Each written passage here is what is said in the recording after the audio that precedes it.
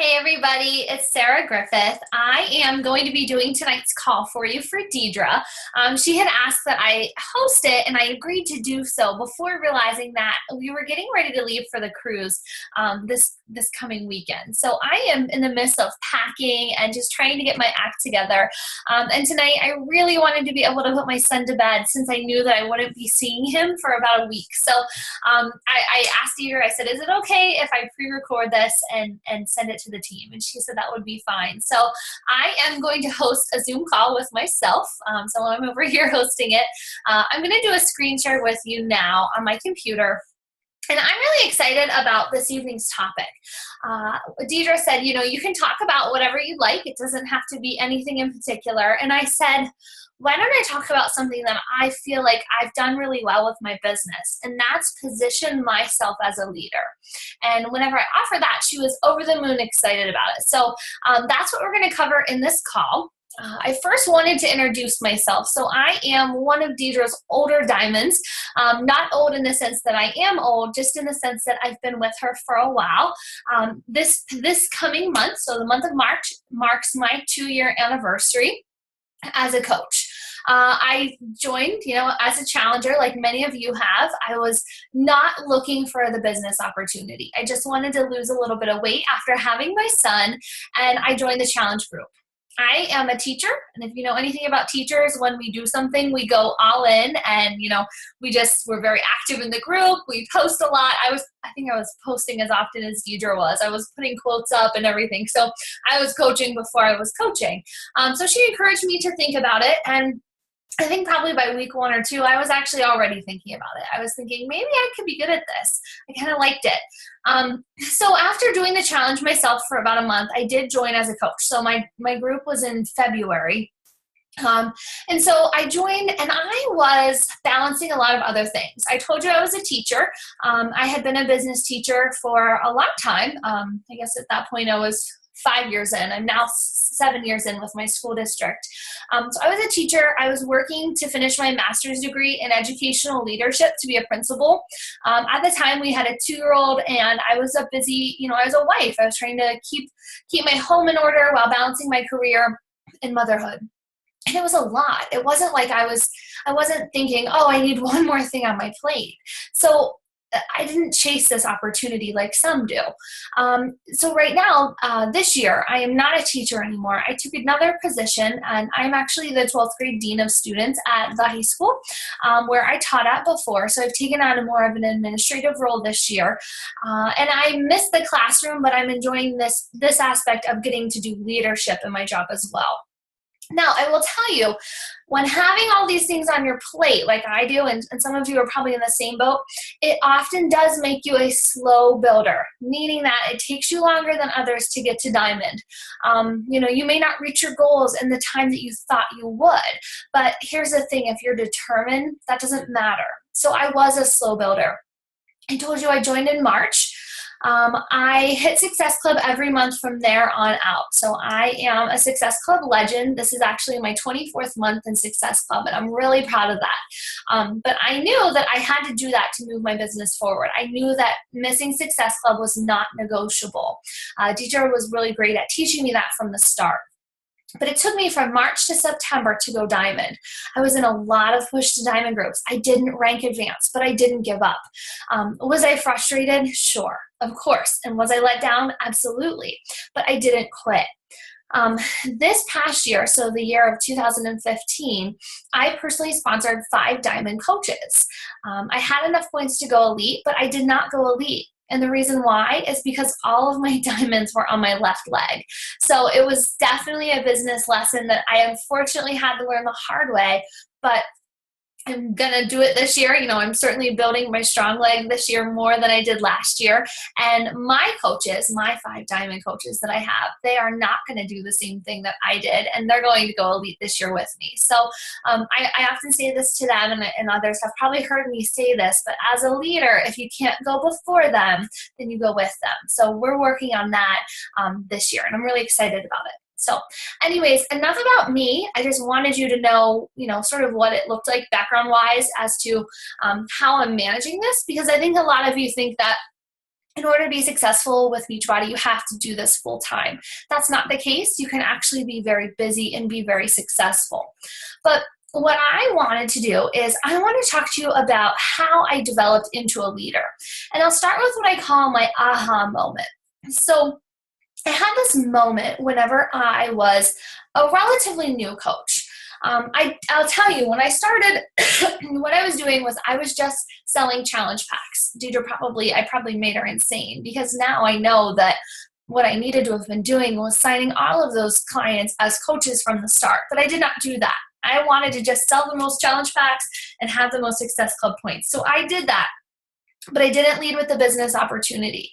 But eventually, once I started to recruit coaches who wanted to work the business, I was allowing their success to be put in the hands of my upline. And I thought, well, she trained me. She did a great job. I'm sure they'll do great too. But what was happening was my clients were falling off the wagon, my coaches. And I couldn't figure out what it was. I kept saying, they're in the group. She's posting the assignments. Why aren't they doing them? Why aren't they getting on the calls? Why are they not connecting like they are with me?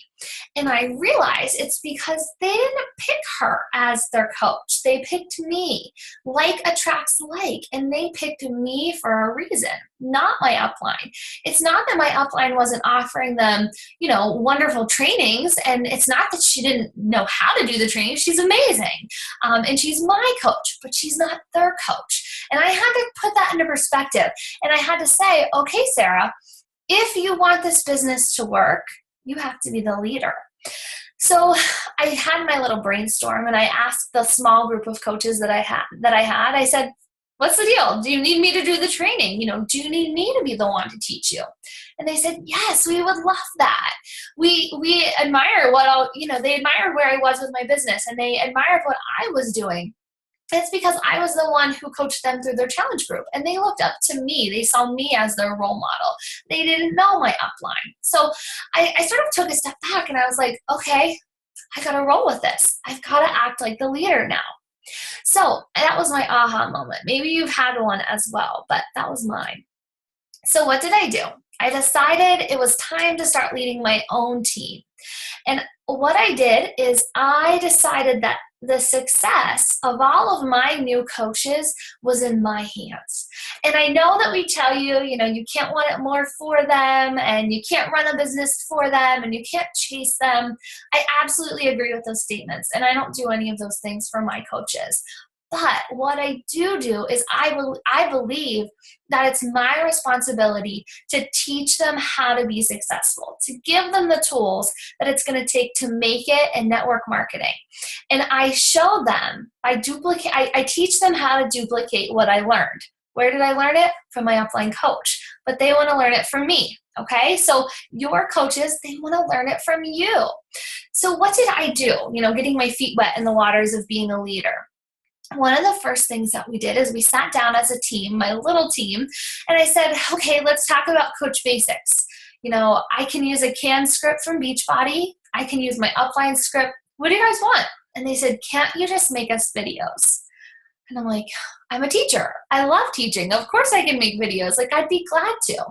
So I made that a project of mine. First, my team and we wrote down all the topics of here's what we want to know in Coach Basics, or here's what we think our brand new coaches, would need to be successful. So I made it a project, and I sat down and I made videos, not long ones, 5-10 minutes. And that's what my team uses for Coach Basics. All of my coaches are trained with training videos that I created. Now, granted, as my team is growing, and my coaches are signing coaches, and I'm leading Coach Basics for some that aren't mine, I already see it happening. I see some who, they're not participating in the group, and I know why. It's because I'm not their leader. Sure, I'm their Star Diamond upline coach, but I'm not the one who they feel attracted to. So my coaches are beginning to run their own Coach Basics, and they're making their own scripts. Now, we don't want you to reinvent the wheel. There's great quality stuff out there.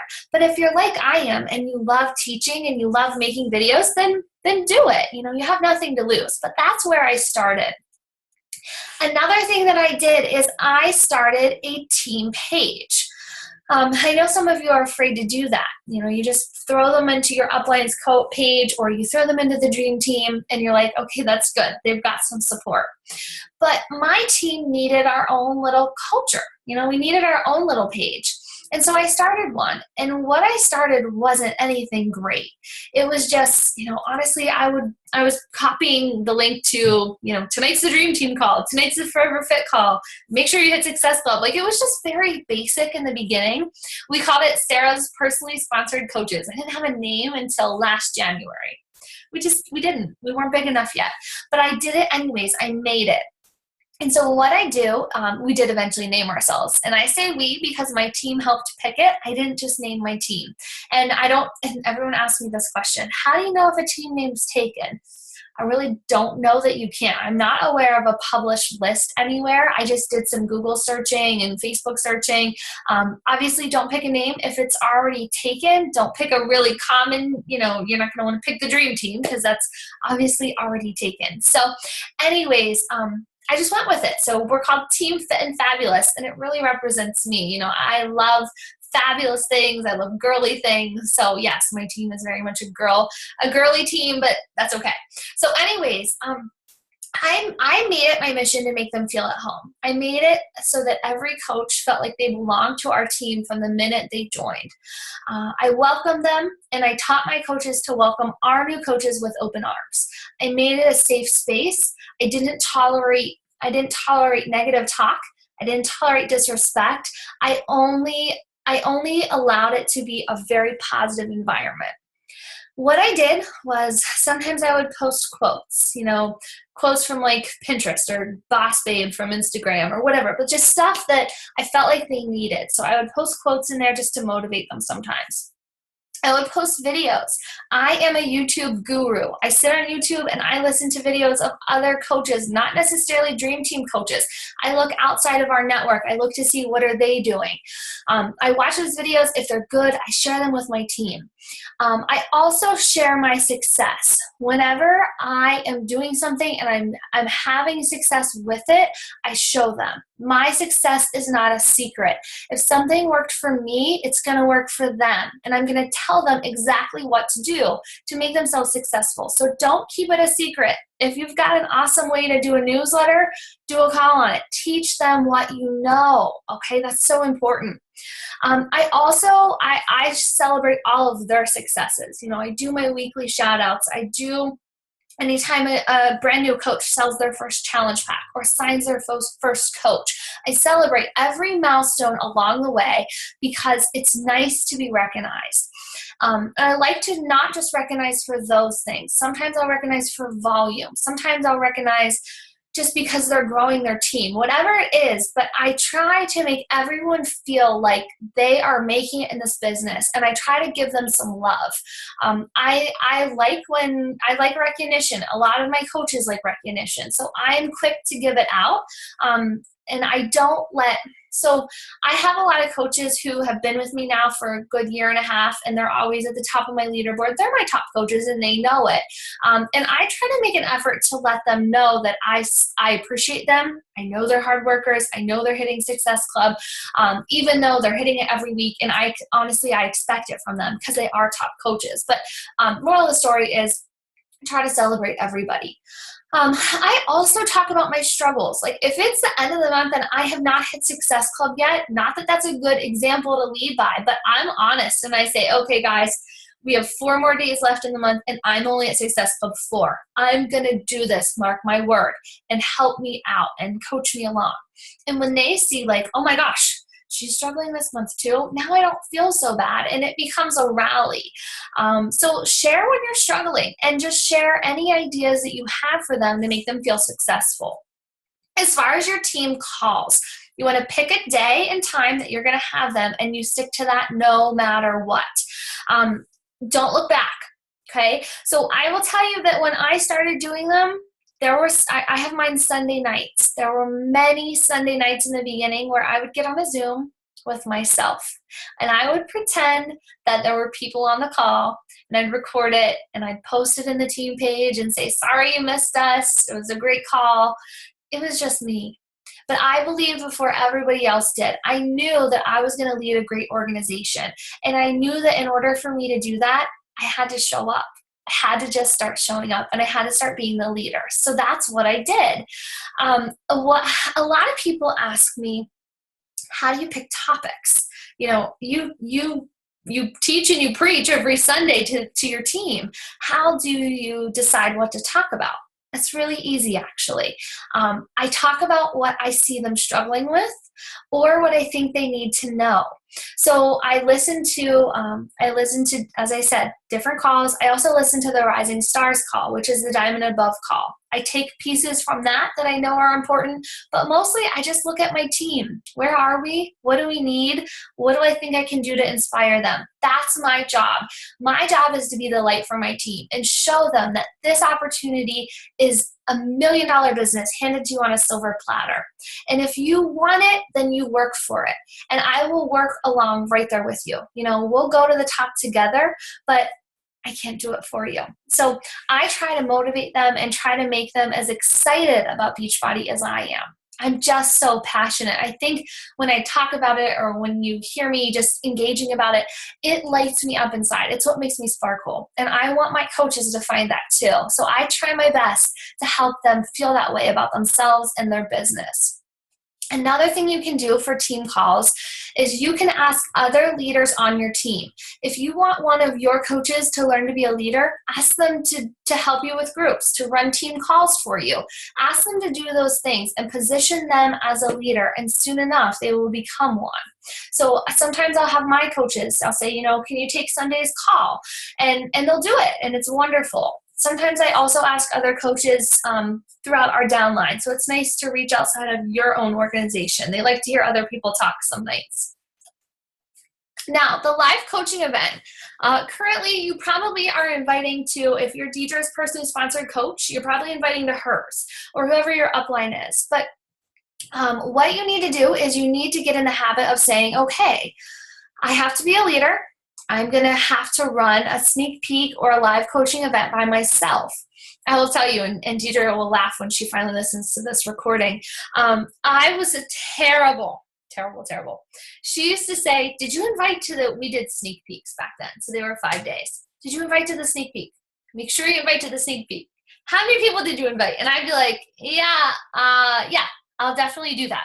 And I never would do it because I didn't want to. All I wanted to do was invite to challenge groups. I probably made her crazy, but she still kept me around, so that's good.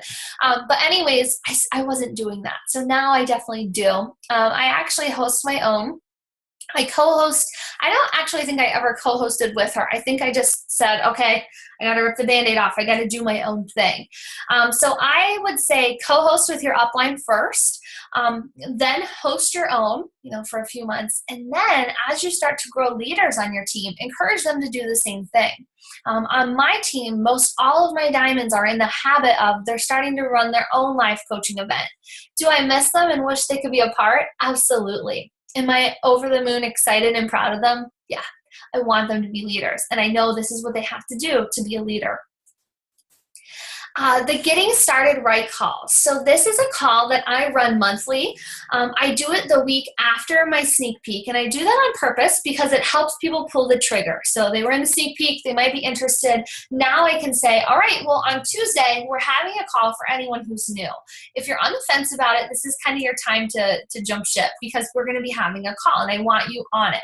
So I do that monthly, and it's so that I can get all of my brand new coaches started right on the team. I do it before Coach Basics, as I said. And like I mentioned earlier, I believe that their success is my responsibility. So if your team doesn't do a Getting Started Right call, if you're not doing that with your downline, you want to make sure you're doing that. Otherwise, they're feeling like, I'm so lost. I don't know where to start. This is your chance to make them feel more confident. Hosting Coach Basics. So I talked about my aha moment whenever I realized that was where I needed to start. That's probably where you should start too, but don't feel like you have to make your own. That's just how I roll. I'd like to do that part, but you can follow a script. You can follow the Beachbody script from your online office. It's great content, but that's where you can, you don't have to invent all this stuff. It's already there for you. Just like the sneak peek, co-host first. Say Deidre if she's your upline. I know a lot of you have other uplines on this call, but just say, hey, I'm interested in learning how to do this on my own, but I'm not quite ready to fly solo. Can I co-host with you? Let's share the days for posting. And then I want you to offer to host the calls. Say, let me host the Coach Basics calls, or let me host 2 out of the 4 of them. But just get in the habit of positioning yourself as that leader. Then give it a try on your own, okay? And then this is where it gets good. Remember, success in this business is duplicating your success. So teach your coaches how to do the exact same thing. Teach them that, hey, once you're diamond and you've got your own organization going on, it's time. It's time to fly. So all the other stuff, this can come later. The diamond push groups, the 3 vital behavior groups, you'll get there. No one's pushing you off a ledge. Your upline is not ever going to say to you, I'm not running your diamond push for you. I'm not doing 3 vital behaviors for your coaches. That's not what they're going to do, okay? But in order for you to become more successful and really be a leader, you're going to eventually need to do these things. Team up with other coaches, run it together, ask for a script, and go with it and make it your own. But don't feel like you have to, okay, I'm going to cut free from my upline and now I'm going to host Emerald to Diamond, Push to Diamond, Coach Basics, Sneak Peek. You'll freak out, okay? You'll get very overwhelmed. Don't do that, okay? You'll get there in time. Now, I don't want you to be afraid to take the lead, but I also don't want you to be afraid to ask for help.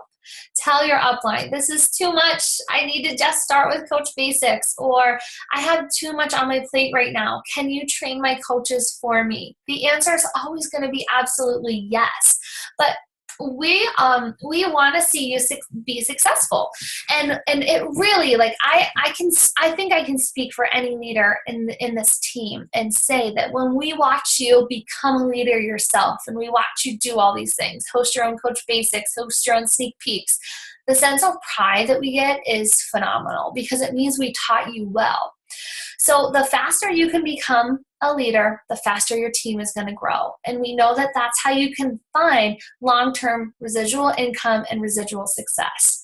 But there's no rush, okay? I want to leave you with this. So I'm going to finish up.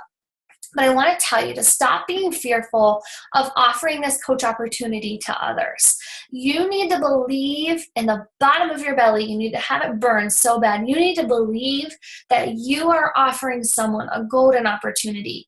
And you need to have confidence in yourself that you're going to train them right.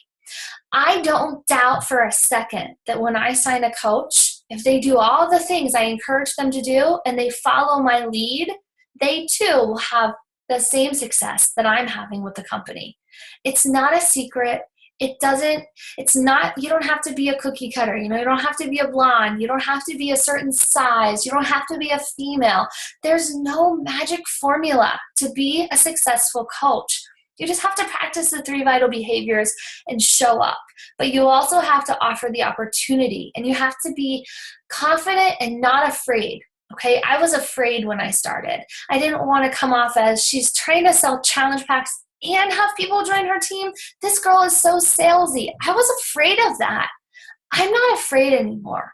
I am so passionate, and I believe so much that this is the ticket for so many people that you better believe I talk about it almost daily on my wall, different ways, because I love it. I do. And I believe in it, and I believe in me. And when you start to believe in you, okay, you, when you believe you have something amazing to offer, that's when you too become amazing, okay? That confidence level has to be there. So I am going to end it with that. I wish you all luck. If you have any questions or if you need help with anything, you're welcome to reach out to me.